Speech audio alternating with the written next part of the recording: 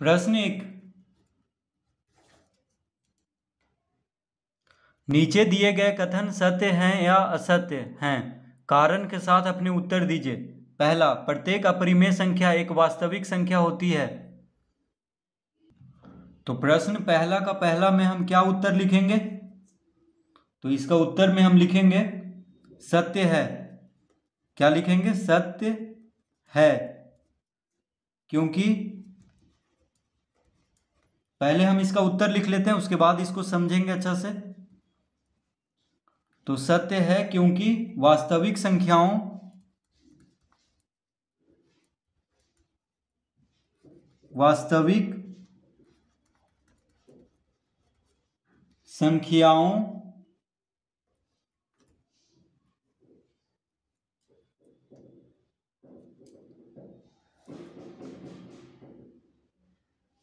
का संग्रह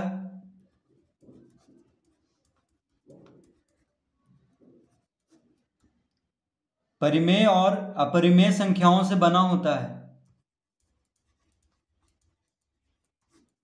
परिमेय और अपरिमेय संख्याओं से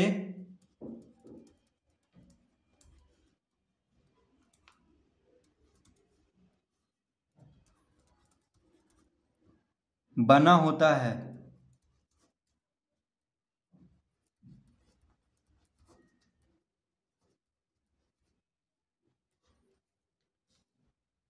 तो क्या कह रहा था प्रश्न में कि प्रत्येक अपरिमेय संख्या एक वास्तविक संख्या होती है।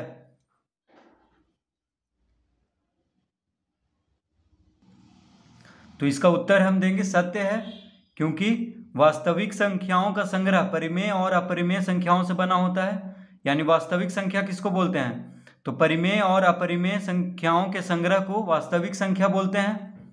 ठीक है, तो वास्तविक संख्या में परिमेय और अपरिमेय संख्या दोनों आ गया। तो यहाँ पे क्या कह रहा था कि प्रत्येक अपरिमेय संख्या एक वास्तविक संख्या होती है। तो हाँ, होती है, क्योंकि वास्तविक संख्या परिमेय और अपरिमेय दोनों संख्याओं से बना होता है। तो परिमेय और अपरिमेय संख्या को क्या कहते हैं? वास्तविक संख्या। अब दूसरा हल करेंगे। संख्या रेखा का प्रत्येक बिंदु √m के रूप का होता है, जहां m एक प्राकृत संख्या है। तो इसका उत्तर होगा असत्य है।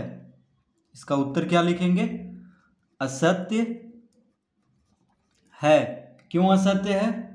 क्योंकि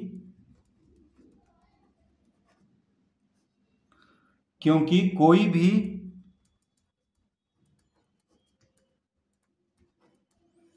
भी ऋण संख्या यानी ऋणात्मक संख्या, तो यहां पर ऋण लिखा हुआ है,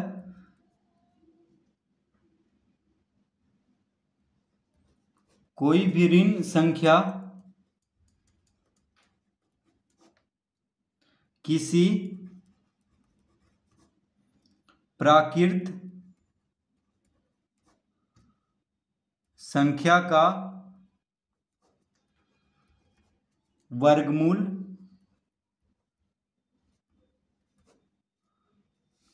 क्योंकि कोई भी ऋण संख्या किसी प्राकृत संख्या का वर्गमूल नहीं हो सकती।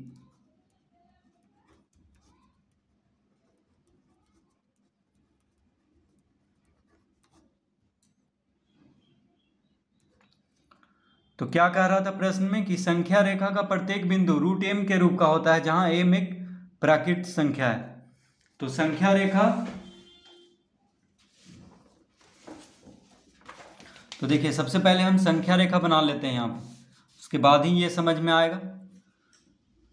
ये है संख्या रेखा, ठीक है। तो शून्य के दाईं ओर होता है धनात्मक संख्या 1 2 3 4 इस तरह से, और शून्य के बाईं ओर होता है ऋणात्मक संख्या -1 -2 -3 -4 इस तरह से, ठीक है। तो ये हो गया एक संख्या रेखा। शून्य के दाईं ओर धनात्मक संख्या होता है, शून्य के बाईं ओर ऋणात्मक संख्या। तो कह रहा है संख्या रेखा का प्रत्येक बिंदु √m के रूप का होता है, जहां m एक प्राकृत संख्या है। अब देखिए यहां से प्राकृत संख्या है 1 2 3 4, यहां से इसका प्राकृत संख्या है शून्य के दाईं ओर, लेकिन शून्य के बाईं ओर क्या है, ऋणात्मक संख्या है। तो ऋणात्मक संख्या किसी का वर्गमूल, किसी प्राकृतिक संख्या का वर्गमूल नहीं हो सकती है, ठीक है। इसीलिए संख्या रेखा का प्रत्येक बिंदु रूट m के रूप का होता है, जहां m एक प्राकृतिक संख्या है, क्या है, असत्य है, क्योंकि जितना भी ऋणात्मक संख्या है वह किसी प्राकृतिक संख्या का वर्गमूल नहीं हो सकता है। जैसे 4 का वर्गमूल 2 होगा, ठीक है, तो 2 क्या है, प्राकृतिक संख्या है, ये ऋणात्मक संख्या तो है नहीं। उसी तरह 9 का वर्गमूल 3 होगा, तो 3 भी देखिए धनात्मक संख्या यानी प्राकृतिक संख्या है। ऋणात्मक संख्या किसी प्राकृतिक संख्या का वर्गमूल नहीं होगा, इसीलिए संख्या रेखा का प्रत्येक बिंदु रूट m का रूप का होता है, जहां m एक प्राकृतिक संख्या, ये असत्य है। तो इस तरह हम लिख लेंगे इसका उत्तर। प्रश्न 3, प्रत्येक वास्तविक संख्या एक अपरिमेय संख्या होती है। तो इसमें भी हम असत्य लिखेंगे। क्यों असत्य लिखेंगे, क्योंकि तो असत्य उदाहरणार्थ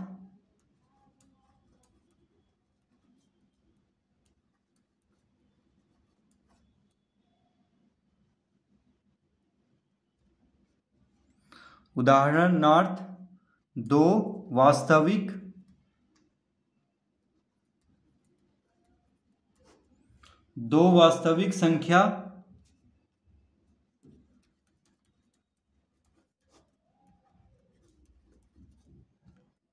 है किंतु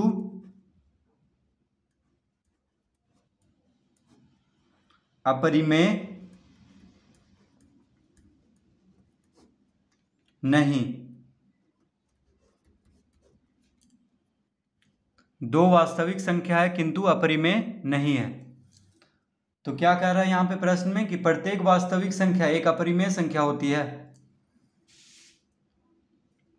तो सबसे पहले हम ये समझेंगे कि वास्तविक संख्या होता क्या है। तो वास्तविक संख्या में परिमेय और अपरिमेय संख्या दोनों आता है। देखिए, यानी √2 और 2, √2 क्या है, अपरिमेय संख्या, लेकिन 2 क्या है, परिमेय संख्या है, ठीक है। तो √2, 2 ये दोनों को अगर कहें तो क्या है, वास्तविक संख्या है, क्योंकि वास्तविक संख्या में अपरिमेय और परिमेय दोनों संख्या आता है। तो यहाँ पे प्रश्न में कह रहा था कि प्रत्येक वास्तविक संख्या एक अपरिमेय संख्या होती है, तो यह सत्य होगा, क्योंकि परिमेय और अपरिमेय दोनों संख्याओं को वास्तविक संख्या कहते हैं, ठीक है। तो प्रत्येक वास्तविक संख्या या तो अपरिमेय हो सकता है या परिमेय हो सकता है। ये कभी नहीं होगा कि सिर्फ अपरिमेय हो। तो प्रत्येक वास्तविक संख्या या तो परिमेय हो सकता है या अपरिमेय हो सकता है, ठीक है, इसीलिए असत्य है। तो यहाँ पे उदाहरण में क्या दिया है, 2 वास्तविक संख्या है किंतु अपरिमेय नहीं है। देखिए, 2 वास्तविक संख्या है किंतु अपरिमेय नहीं है। हाँ, √2 क्या है, अपरिमेय है, लेकिन 2 क्या है, वास्तविक संख्या है, यानी परिमेय संख्या है। वास्तविक संख्या में तो दोनों आ गया। तो 2 वास्तविक संख्या है लेकिन अपरिमेय नहीं है, ठीक है।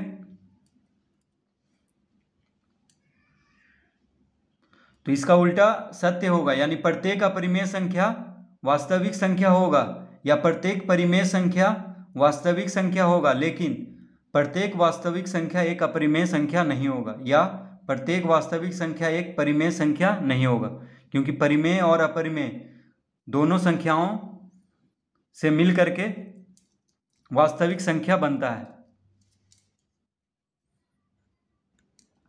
प्रश्न 2 अब हल करेंगे। क्या सभी धनात्मक पूर्णांकों के वर्गमूल अपरिमेय होते हैं? यदि नहीं तो एक ऐसी संख्या के वर्गमूल का उदाहरण दीजिए जो एक परिमेय संख्या है। इसका उत्तर हम पहले लिख लेते हैं। तो इसका उत्तर होगा, कह रहा क्या सभी धनात्मक पूर्णांकों के वर्गमूल अपरिमेय होते हैं, ठीक है। तो क्या सभी धनात्मक पूर्णांकों के वर्गमूल अपरिमेय होते हैं? तो इसका उत्तर देंगे नहीं। क्या उत्तर देंगे? नहीं। यदि नहीं तो एक ऐसी संख्या के वर्गमूल का उदाहरण दीजिए जो एक परिमेय संख्या है। तो लिखेंगे नहीं, एक का तो उत्तर हो गया। अब लिखेंगे उदाहरण के लिए, अब यहां से लिख लेते हैं उदाहरण के लिए √4 बराबर 2 एक परिमेय संख्या है।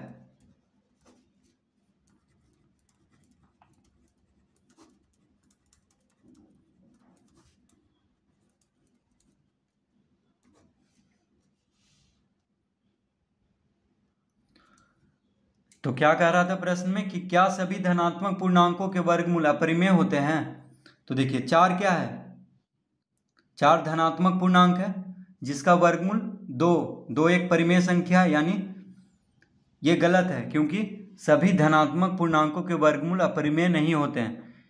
क्योंकि उदाहरण के लिए 4 क्या है? धनात्मक पूर्णांक है जिसका वर्गमूल एक परिमेय संख्या है, यानी 2 क्या है? एक परिमेय संख्या है। तो सभी धनात्मक पूर्णांकों के वर्गमूल अपरिमेय नहीं होते हैं। अगर हम यही 5 लिखते तो 5 क्या है? धनात्मक पूर्णांक है जिसका वर्गमूल अपरिमेय संख्या होता है। तो सभी धनात्मक पूर्णांकों के वर्गमूल अपरिमेय नहीं होते हैं। ठीक है, जैसे अगर 9 का वर्गमूल 3 होता है तो √9 बराबर 3 क्या है? परिमेय संख्या है। उसी तरह 16 का वर्गमूल क्या होगा?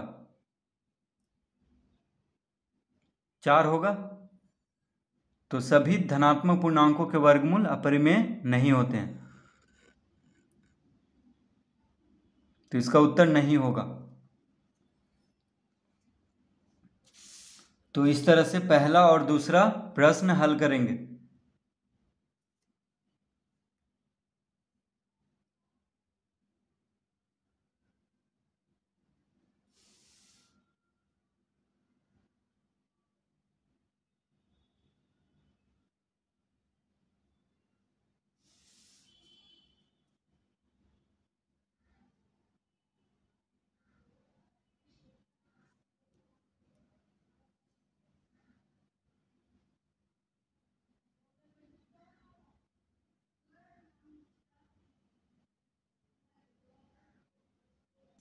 प्रश्न 3, दिखाइए कि संख्या रेखा पर √5 को किस प्रकार निरूपित किया जा सकता है। तो संख्या रेखा पर √5 को निरूपित करना है। ठीक है, यानी √5 को संख्या रेखा पर निरूपित करना है।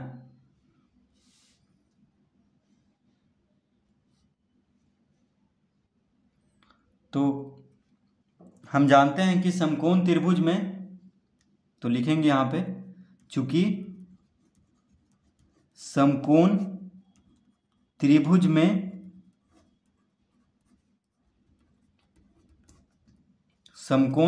में क्या होता है? पाइथागोरस प्रमेय से क्या होता है? कर्ण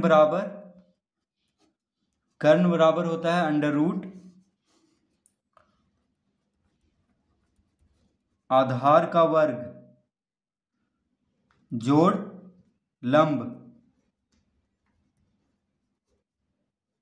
लंब का वर्ग। तो समकोण त्रिभुज में कर्ण बराबर होता है आधार का वर्ग जोड़ लंब का वर्ग, ये होता है। अब √5 को निरूपित करना है संख्या रेखा पर, तो संख्या रेखा पर एक समकोण त्रिभुज बनाना होगा जिसमें कि आधार रखना होगा 2 इकाई। आधार कितना रखना होगा? 2 इकाई, और लंब को रखना होगा 1 इकाई। तो आधार 2 इकाई है तो 2 का वर्ग हो जाएगा, लंब है 1 इकाई तो 1 का वर्ग यानी √। इस तरह से अब देखिए 2 का वर्ग क्या होता है? 4, 1 का वर्ग 1, 4 1 5 यानी √5। तो कर्ण हो जाएगा √5, यानी समकोण त्रिभुज में संख्या रेखा पर एक समकोण त्रिभुज बनाएंगे जिसका कि आधार रखेंगे 2 इकाई और लंब रखेंगे 1 इकाई, तब जाके कर्ण कितना हो जाएगा? √5 इकाई। ठीक है। तो एक समकोण त्रिभुज हम बनाएंगे संख्या रेखा पर। पहले एक संख्या रेखा बनाएंगे, तो पहले एक संख्या रेखा बना लेते हैं।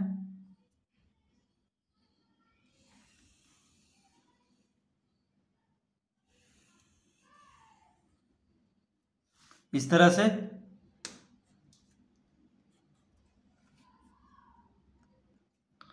और इस संख्या रेखा को नाम दे देते हैं एक्स, एक्स डैश।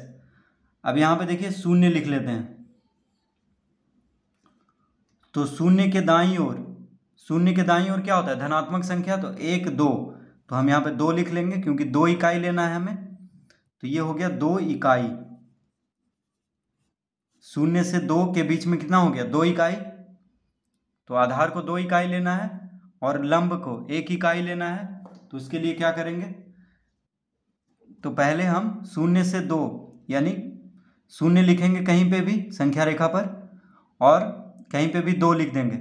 ठीक है, उसके बीच में मतलब दूरी होना चाहिए। तो शून्य के बाईं ओर ऋणात्मक संख्या होता है, तो ऋणात्मक संख्या से तो हमें यहाँ पे अभी कोई काम नहीं है क्योंकि √5 को दर्शाना है। तो देखिए यहाँ से यहाँ तक अपने मन से शून्य पहले एक जगह ले लेंगे इस तरफ, और 2 कहीं पे भी ले लेंगे। उसके बाद इसका दूरी नाप लेंगे कि 2 इकाई कितना हुआ। इसका दूरी हम प्रकाल से नाप लेंगे इस तरह से। तो इसका दूरी हम इस तरह से नाप लेंगे। उसके बाद स्केल से देखेंगे कितना दूरी हुआ है। तो इसको देखते हैं कितना दूरी है। तो 10 सेंटीमीटर है। देखिए कितना है? 10 सेंटीमीटर। तो 10 सेंटीमीटर का आधा ले लेंगे यानी 1 इकाई। 10 सेंटीमीटर का आधा ले लेंगे तो 2 इकाई है 10 सेंटीमीटर, तो 1 इकाई हो जाएगा 5 सेंटीमीटर। 1 इकाई कितना हो जाएगा? 5 सेंटीमीटर। इस तरह से आधा ले लेंगे, 10 सेंटीमीटर का आधा। ठीक है, ये 2 इकाई हुआ 10 सेंटीमीटर। देखिए यहाँ से यहाँ तक हम नापे थे तो कितना हुआ था? 10 सेंटीमीटर। तो इसका आधा यानी 5 सेंटीमीटर, तो 1 इकाई लेंगे। तो शून्य से 2 के बीच हम यहाँ पे कितना दूरी है? 2 इकाई। तो इसका आधा हो गया। इसका आधा हम स्केल से ले लिए हैं यानी 1 इकाई। इस तरह से चाप बना लेंगे 2 पे रख के। अब इसको मिला देंगे। लंब बनाना है, एकदम सीधा मिलाएंगे।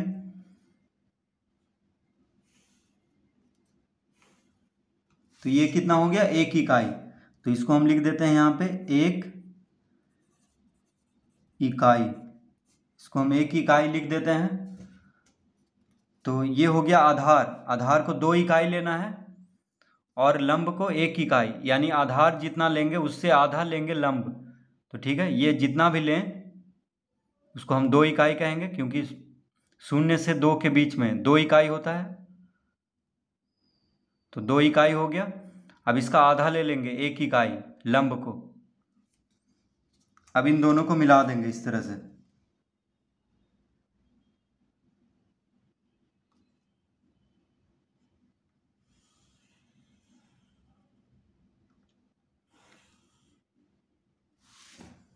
इस तरह से इसको मिला देंगे। ठीक है, तो ये क्या हो गया? समकोण त्रिभुज हो गया। ये लंब है इस पे आधार पे, तो ये समकोण त्रिभुज हो गया। मान लीजिए इसको नाम देते हैं ABC। तो ABC क्या हो गया? समकोण त्रिभुज। तो समकोण त्रिभुज में कोण B कितना है? 90 डिग्री। तो समकोण के सामने वाला भुजा कर्ण होता है, तो AC कर्ण हो गया। BC क्या हो गया? आधार। AB हो गया लंब। तो आधार को 2 इकाई लिए हैं, लंब को 1 इकाई लिए हैं। तो पाइथागोरस प्रमेय से क्या हो जाएगा? कर्ण बराबर हो जाएगा √5 इकाई। क्या हो जाएगा ये? √5 इकाई। ये कितना हो जाएगा? √5 इकाई। ठीक है, तो √5 को ही दर्शाना था संख्या रेखा पर। अब क्या करेंगे? इसको संख्या रेखा पर दर्शाने के लिए इसको नाप लेंगे। ये जो √5 है इसको नाप लेंगे।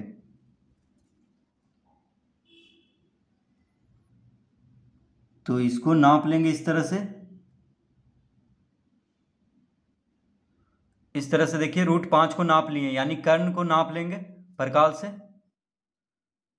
प्रकाल से हम √5 को नाप लेंगे। उसके बाद यहाँ पे प्रकाल को रखेंगे C पे प्रकाल को रखेंगे और इसको संख्या रेखा पर इस तरह से इसको मिला देंगे, इसको देखिए इस तरह से संख्या रेखा पर मिला देंगे। तो इस तरह से इसको मिला देंगे संख्या रेखा पर यहाँ पे, तो ये हो जाएगा। देखिए ये √5 को हम मिलाए हैं, √5 कर्ण कितना है √5, तो √5 को हम यहाँ पे मिलाए हैं संख्या रेखा पर, तो यहाँ पे जहाँ पे मिला है वहाँ पे भी √5 होगा। तो यहाँ पे क्या हो गया √5, यहाँ पे कितना हो गया √5। अब इसको हम कोई नाम देते हैं, मान लीजिए इसको नाम देते हैं Q। तो Q जो है √5 को निरूपित कर रहा है संख्या रेखा पर, Q क्या कर रहा है √5 को निरूपित कर रहा है। तो हम लिख देंगे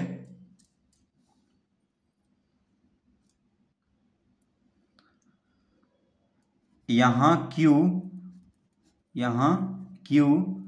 संख्या √5 को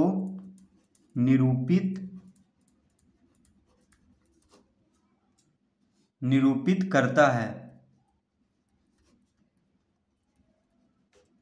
Q जो है √5 को निरूपित यहाँ पे कर रहा है संख्या रेखा पर।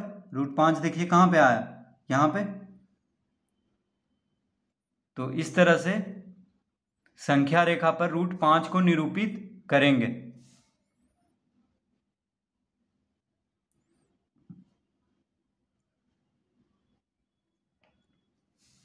तो इस तरह से दिखा देना है इसको। तो प्रश्न में कह रहा था कि दिखाइए कि संख्या रेखा पर √5 को किस प्रकार निरूपित किया जा सकता है।